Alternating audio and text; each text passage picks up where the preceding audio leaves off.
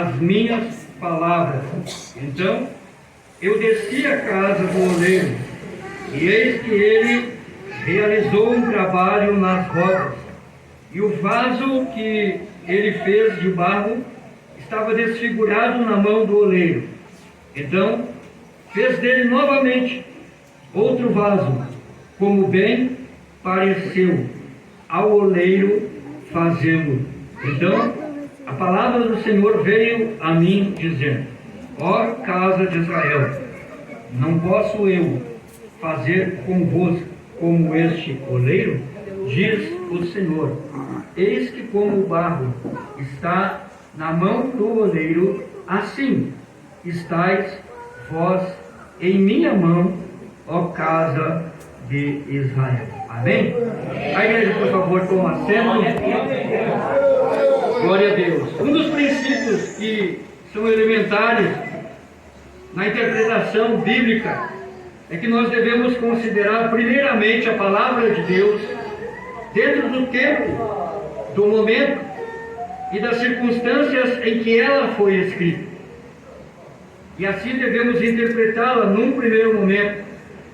E nós sabemos que o tempo de Jeremias foi um tempo difícil, talvez o mais difícil de toda a história de Israel. Jeremias é o profeta, o último deles, que traz alertas para Judá, para Jerusalém. Jeremias representa e ele apresenta uma tentativa, um clamor, digamos assim, quase que desesperador de Deus, para que Judá, Jerusalém, mudassem o seu rumo.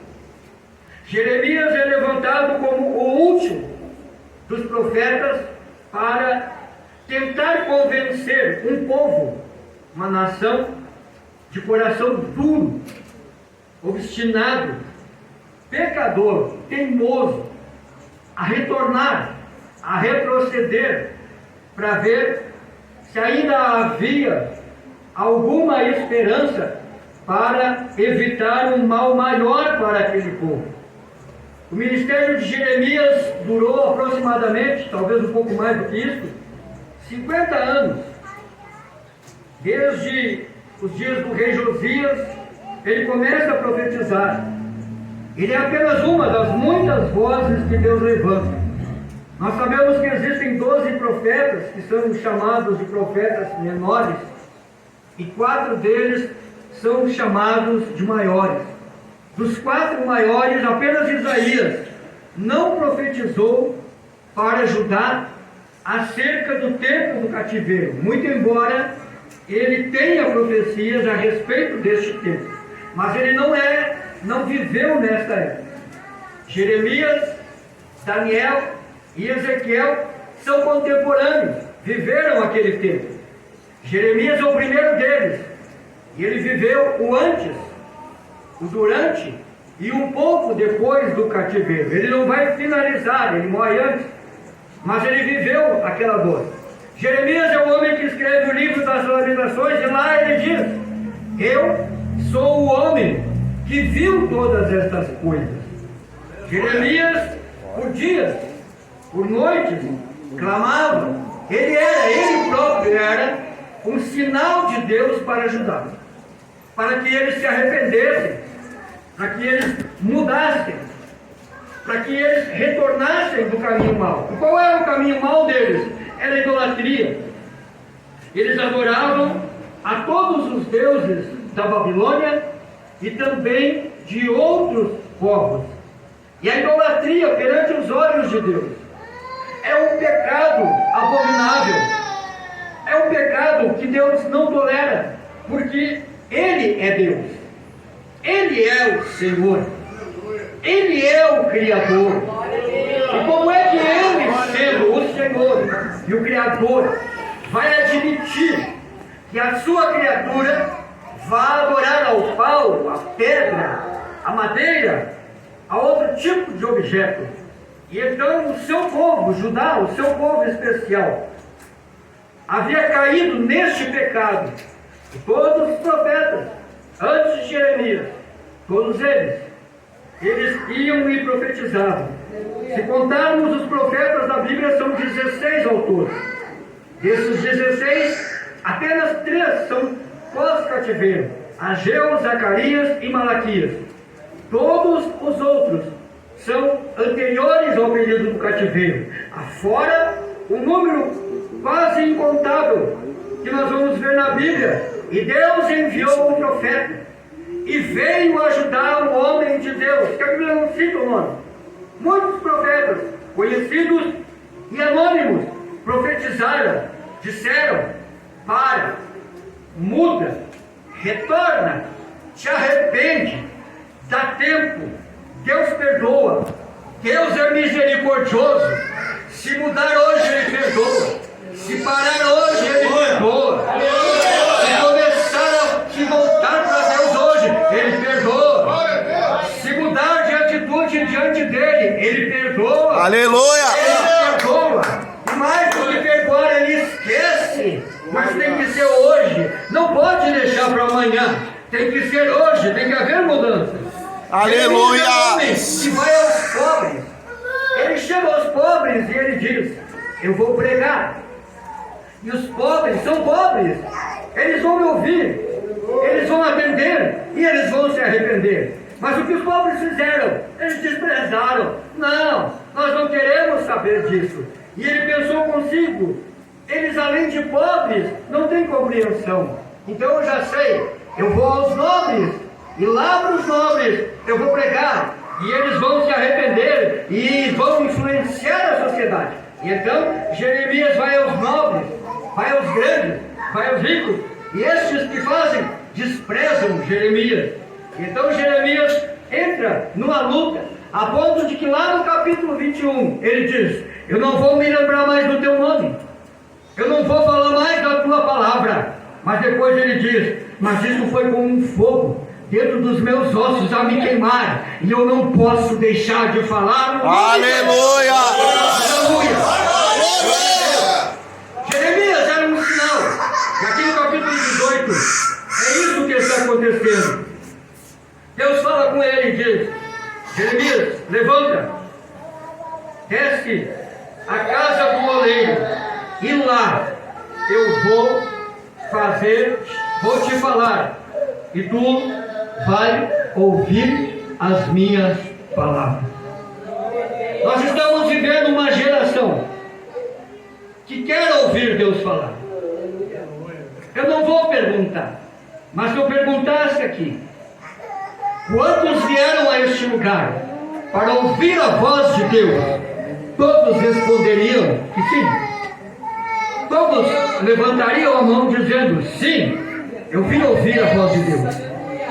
Se eu perguntasse aqui esta noite, quantos de nós, e eu me incluo, gostariam que lá uma vez ou outra, não todo culto, mas quem sabe, de vez em quando, nós estivéssemos no culto, e Deus levantasse alguém para falar conosco, e Deus usasse alguém para nos dizer: meu filho, minha filha, eu tenho visto a tua luta, eu tenho visto a tua dor, Santo de Israel, eu vou te dar vitória. Todos nós levantaríamos a mão. Se eu perguntasse aqui, quando nós estamos no culto, e Deus levanta o profeta, e Deus vai até uma pessoa, aquela pessoa está próxima, pertinho da gente, e aí Deus começa a falar com aquela pessoa, e a gente ficaria ouvindo aquilo e encolhidinho pensando: Deus, fala comigo também. Quem já não fez isso? Todos nós fazemos isto. É normal, não há nada de errado nisto. Mas aqui nós vamos ver uma coisa. Deus diz para Jeremias: Jeremias, te levanta.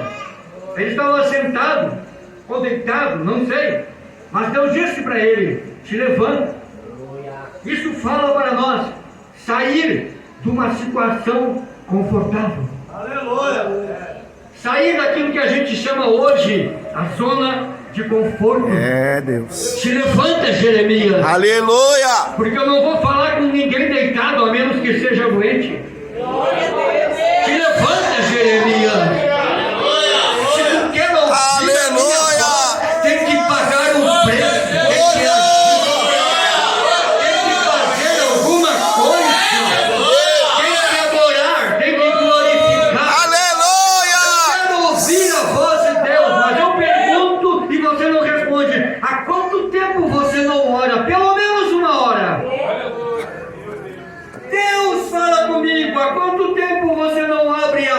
Aleluia! E quer ouvir a voz de Deus? Ah, Deus, como eu preciso ouvir a tua voz! E a Bíblia fechada há uma semana. Deus tremendo. Levanta-te, diz o Senhor, para nós hoje.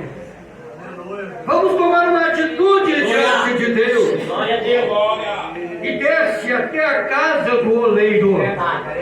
Eu não sei a que distância ficava de onde Jeremias estava, a casa do oleiro.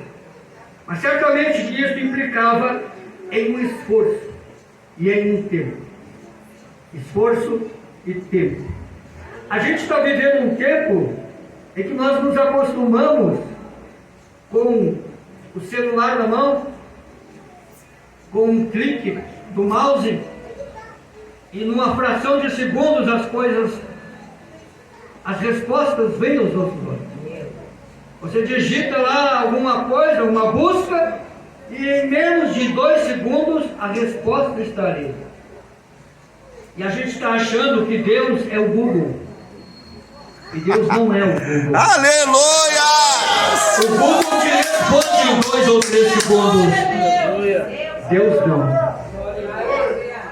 Deus demora um pouquinho mais para responder.